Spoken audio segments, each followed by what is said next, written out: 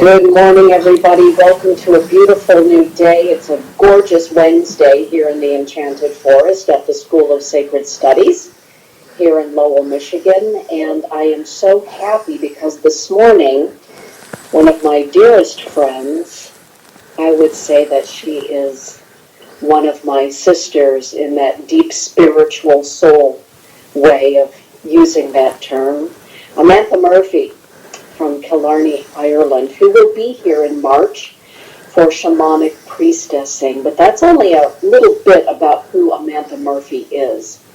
And I'm looking forward to exploring that this morning with her. Good afternoon there in Ireland, Amantha.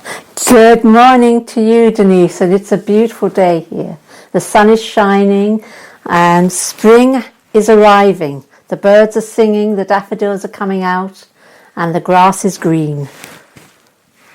Beautiful.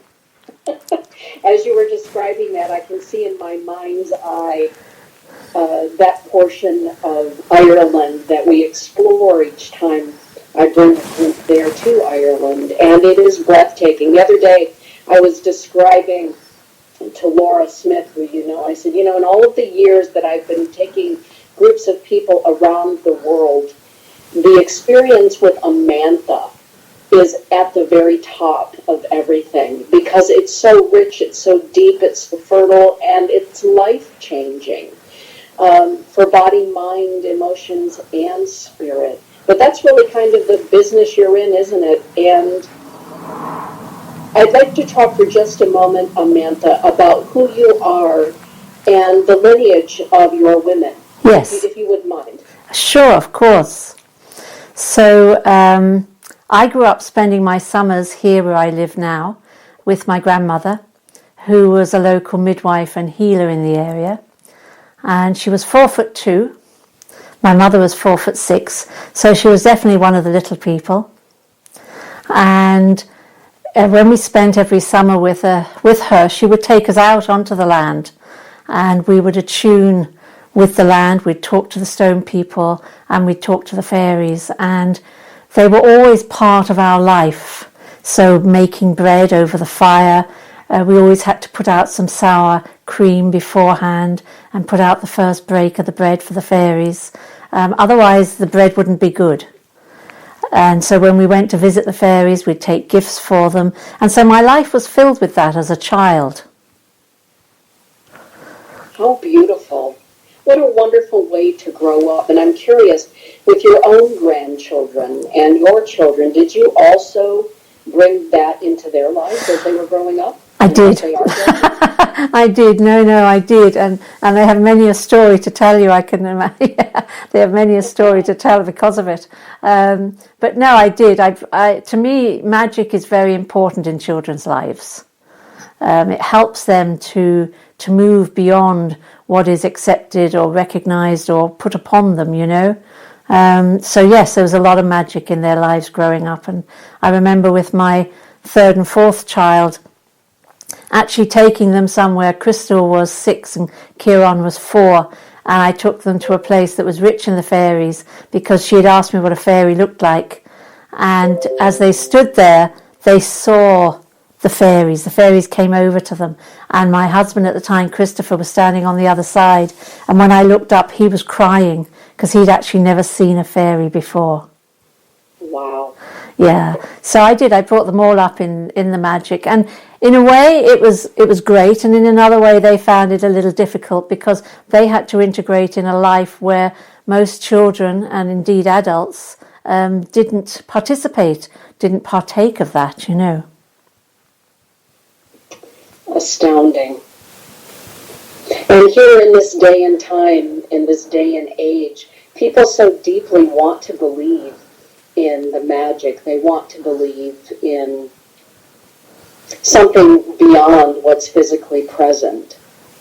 Yes. And I think one of the greatest blessings that you give to the world as a Shavan, as the story keeper, a wisdom keeper, is your ability to help people see for themselves or to experience the world in a new way, or perhaps in an enhanced way that maybe they've never perceived of before or didn't allow themselves to perceive of before. And I feel as though that's really part of your work in the priest and the Irish shamanism courses. What led you, Amantha, to finally say, I'd like to teach other people about these ways and these things? Well, all of my adult life was working with spirit in one way or the other. I started working as a clairvoyant at 19, 20. And when I was about 35, 36, I started coming back to Ireland again and connecting and communing. And then in 1995, there was a conference in Killarney, which I was delighted about. It was an alternative conference. And I went to it. And I found myself actually staying a little less each day, because it was very much one of those where everybody sat down and just listened.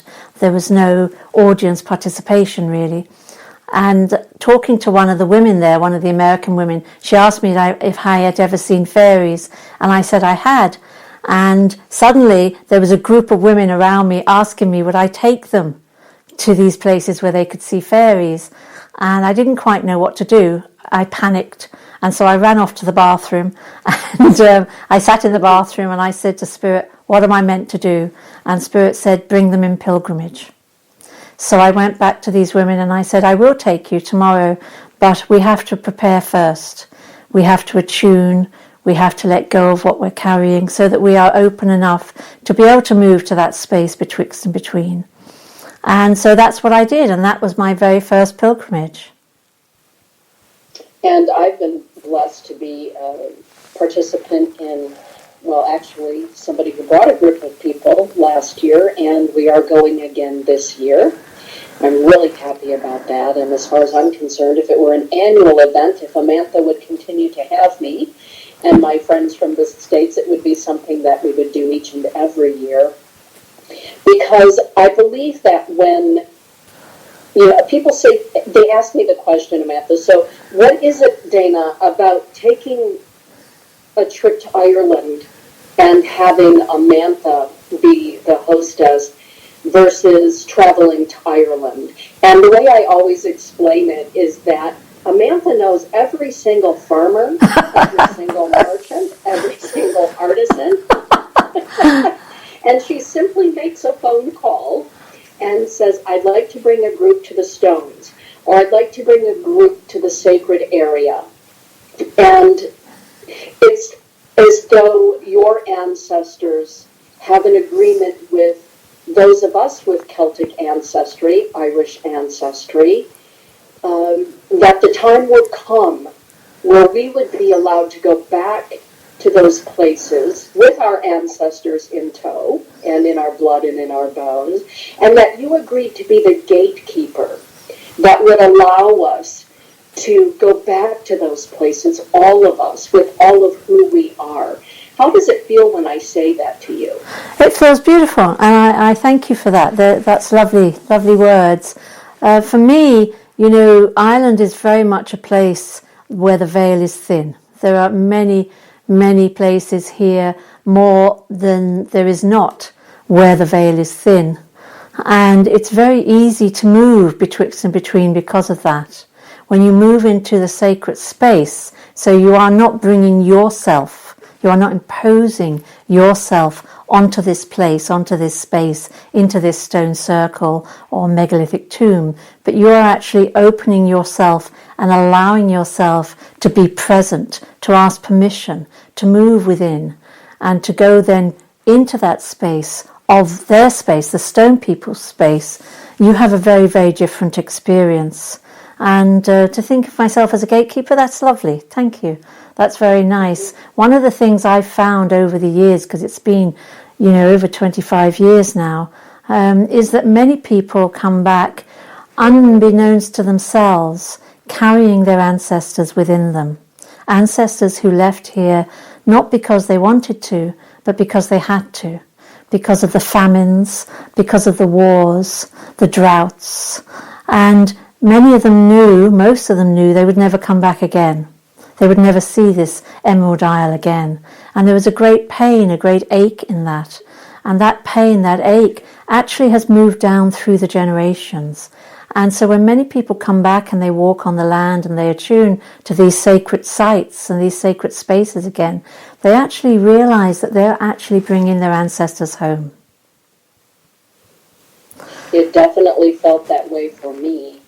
You know, as somebody who was an adopted person, I really didn't know for certain. And just as perfect timing would have it, before coming to be with you this past autumn, I was able to find out, thanks to Ancestry.com and all of my bloodline relatives here in the States who were able to tell me about the fact that I am Irish, which is very exciting to me. And I could feel the joy in my own blood and bones that I was joyful for myself to be there, but I was also experiencing that joy and seeing and revisiting and feeling the land on behalf of all of the ancestors who, for whatever reason, came here to the United States, and before it was even called the United States. And for some people, it was absolutely moving. I know that within our group, there were a couple of people, the first time that they stepped into Sacred Stone Circle, they were moved to tears. Yes.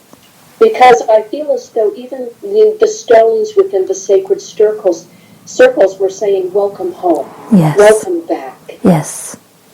Yes. Yes. And I do feel that, you know, since the late 1970s, that has been drawing people back. You know, the land is calling. She's calling her children home. And in coming home... I'm curious about something. Here in America, there's been a real surge in people wanting to find their ancestors. So the companies that are looking at our DNA, they're extrapolating our DNA, letting us know where we came from, where our ancestors were, when they were there. Why do you feel, from your perspective in Ireland and as a shaman, why do you feel that at this time, so many of us here across the pond are, what do I want to say, we are so thirsty to know who and what is in our blood and bones and from what soil they came from? For me, you cannot grow strong. You cannot grow fully into the essence of who you are if you don't have good roots. If you look at anything growing, be it a flower, be it a bush, be it a tree, it needs the roots. It needs the good soil. It needs the fertilizer. It needs caring for. When we look at a tree, we don't realize so often that as high and as wide the branches are, as low and deep are the roots. And it's the same with ourselves. Each one of us has roots that go way, way back through time and space. We carry the DNA of our foremothers. We carry the DNA of the forefathers, and that spirals all the way back, and that holds us. Our roots are our place of power. It's what grounds us. It's what supports us. If we do not know our roots, then we can fall over. We can feel weak. We can feel insecure. We can go into a place of feeling melancholy.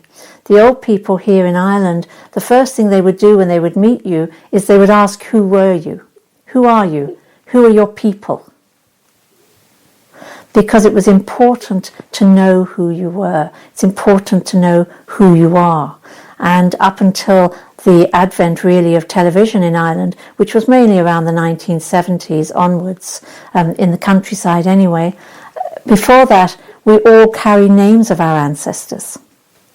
You'd be called after a grandparent, a grandmother, a grandfather, or an aunt or an uncle. And so we carried that ancestral memory even through the sounding of our names. And that gave us a sense of knowing who we were, knowing who we are. And when we know our ancestors, it helps us to know ourselves better too, because our instinctive bodies come through our ancestral energies. How we react to things comes through our ancestral energies. One of the things that was most profound for me when we were all with you last autumn was the moment that you performed a hand fasting ceremony for Todd and I on Inishballen Island. And in that, Lily, my beautiful Lily, my little sister, who stood with me, and Kat, David's, or Todd, but with Lily, she called out to my mother and my grandmother and my great-grandmother by their names. Yes. And for me, it was the first time I had ever heard their names spoken out loud, because I had just recently found out who they were in my biology. And that moment of hearing their names called out loud was life-changing for me.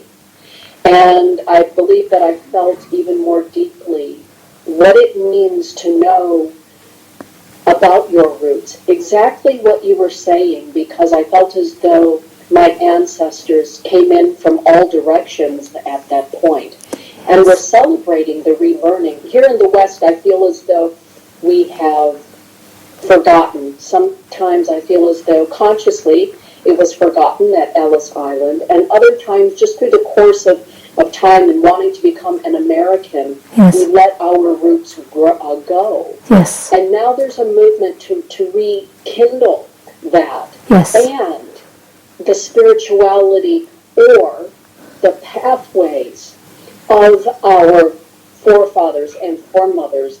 And this is where you are absolutely spectacular and brilliant in helping people understand not only our relationship to our ancestors, but to every living seen and unseen. Yes. Here in the West and other places, we might call it shamanism, but I think that that is really not a very good word to describe what it is that you facilitate and teach. I think that that's not nearly deep enough. Would you talk about what it is that you teach and you apprentice? Yes, yes. So you're quite right that the word shamanism doesn't cover it, and yet in a way it is the nearest word that we can use that people will understand. Mm-hmm. So in my work, it is a balance of ancient Irish teachings and women's mysteries, rituals and rites of passage. It's really her way, her path, the path of the wise woman, the path of the keeper of the mysteries, the keeper of the stories. And we always begin the work in what we call the lower world, that there are three realities, the lower world, the middle world, and the upper world. And the lower world is our place of power, it's our roots. So we journey into our roots, we journey down to our ancestors to find and to get to know, first of all, our ancestral totem, and to know our ancestral teacher, to see what it is we carry. What do we carry in honor? What do we carry in honor of our ancestors? What do we carry? What programs do we carry? What patterns do we carry? Because before we are born, we make contracts with other souls to play roles in their lives and them to play roles in our lives. And those who give us life, the greatest gift one soul can give another is the gift of life. Those who gift us life, we make a contract with them too. And part of that contract is that we take on certain patterns from our ancestors to release them so that they need no longer go forth, flow forth into those yet to be, to those of our nephews, our nieces, our brothers, our sisters, our sons and our daughters. And so we always work first of all in the lower world to see what it is we're carrying in honor of our ancestors. And it is an honor. It's an honor to get to know them. It is an honor to recognize what we carry, what they never had closure with. And then in knowing our roots, it gives us power. It gives us power to know what we carry. We don't have to clear it all. We don't have to work through it all as soon as we know it, but we do have to own it. We do have to own the certain patterns that we carry. And in owning it, nothing or nobody can actually make us believe something other than what we are and who we are. because we have owned ourselves. So that gives us power, that gives us personal power. And then in the middle realm, the middle world, is our place of being. It's the reality that we live in, and it is beyond this reality too. It takes in all that betwixt and between. It takes in the elementals and the elements. It takes in the deities. It takes in the totems and the allies. And how do we operate in this reality? How do we create in this reality? Are we awake in this reality? Or do we actually step back and let life go by? How do we create, or are we part of somebody else's creativity? What are we projecting out onto others that actually we should be owning within ourselves? Because every reaction we have is ours to own. And so we work and look within the middle world for that. We also look into soul retrieval and cutting the ties. We recognize that this world is a great weave, and each one of us is a thread upon that weave. And each one of us has our own weave around us too. And our balance brings balance to the great weave of the earth. And as practitioners, we are looking to keep the earth in balance.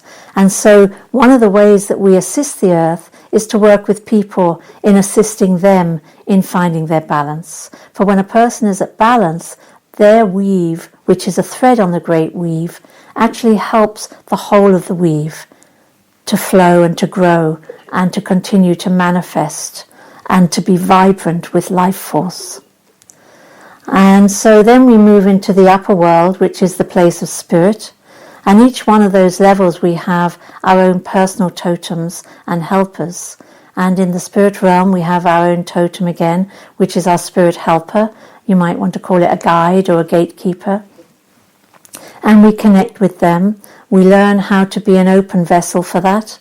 We are able to move from the instinctive through the intellect into the intuition, opening ourselves to the superconscious so that we can attune and be open to what's necessary in our lives, not what we necessarily want, but what is necessary for us in our growth, waking up to the consciousness of ourselves, to being conscious, to being self. And in that balance we bring in the women's mysteries, which is the rituals, ceremonies and rites of passage. Rites of passage is something that has been carried throughout time by men and women, tribal, all over the world, and is still happening in many parts of the world. A lot of the religions have taken those rituals, rites of passage, and brought them into their own beliefs, into their own religions.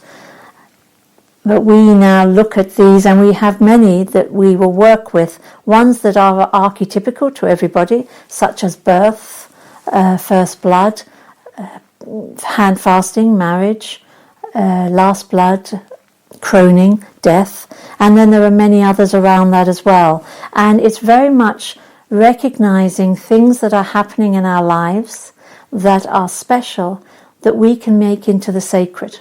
Every experience we have in life, everything that shifts us, changes us, touches us, is something that we can actually recognize as something that is sacred.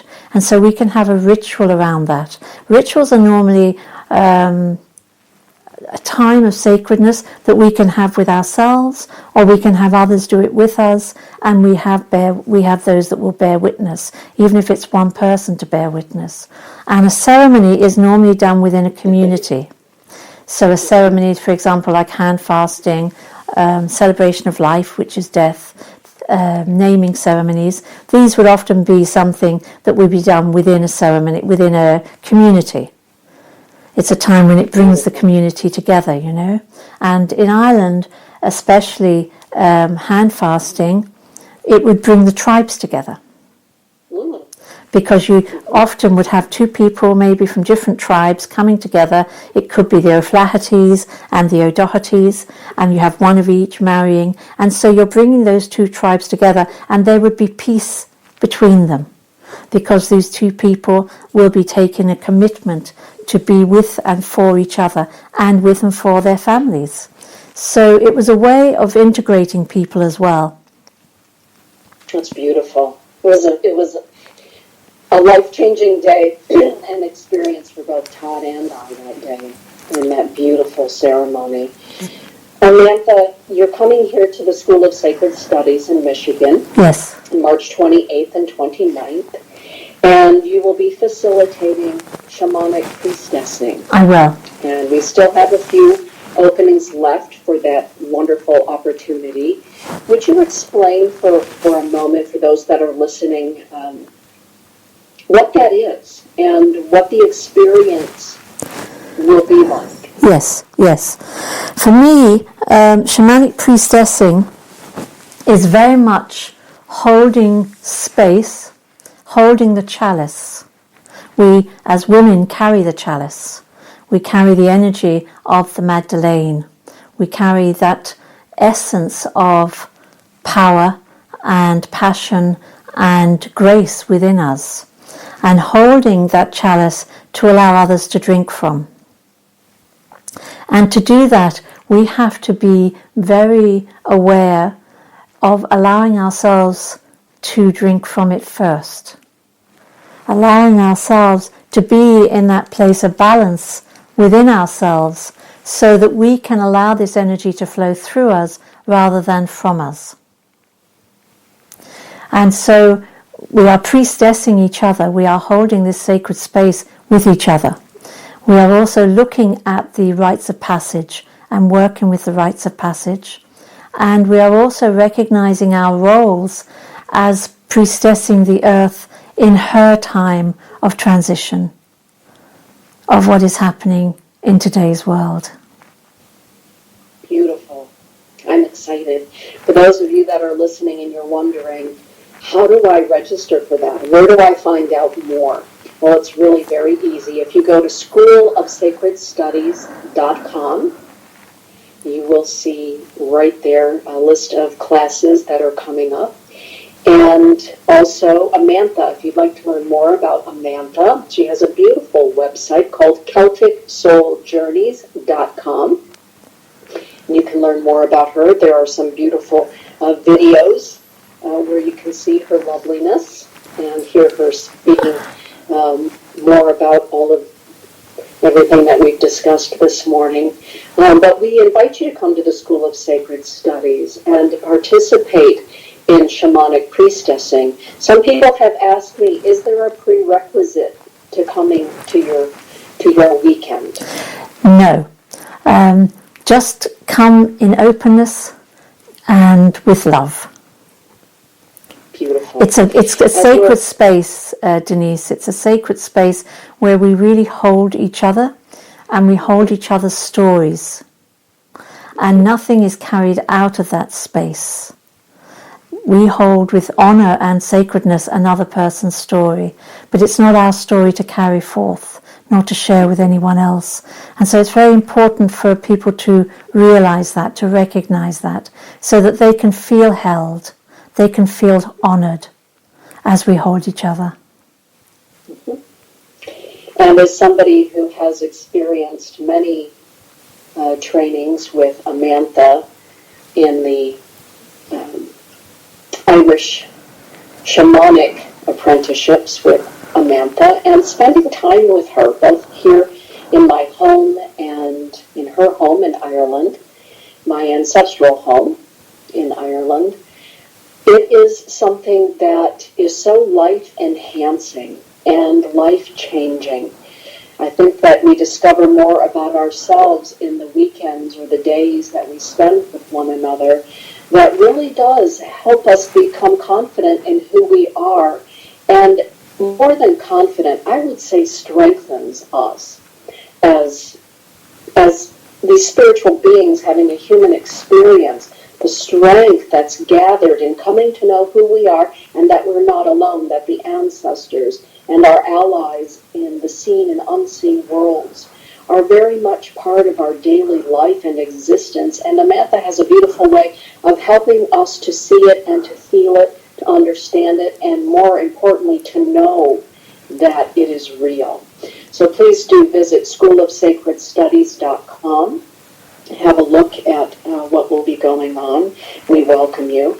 And Amantha, thank you for taking the time this afternoon to be with all of us. It's absolutely my pleasure. Absolutely my pleasure, Denise. Thank you for asking me, and I look forward to seeing you next month. Yay. Have a beautiful afternoon, my friend. Thank you, and you. Many blessings. Thank you. Slan.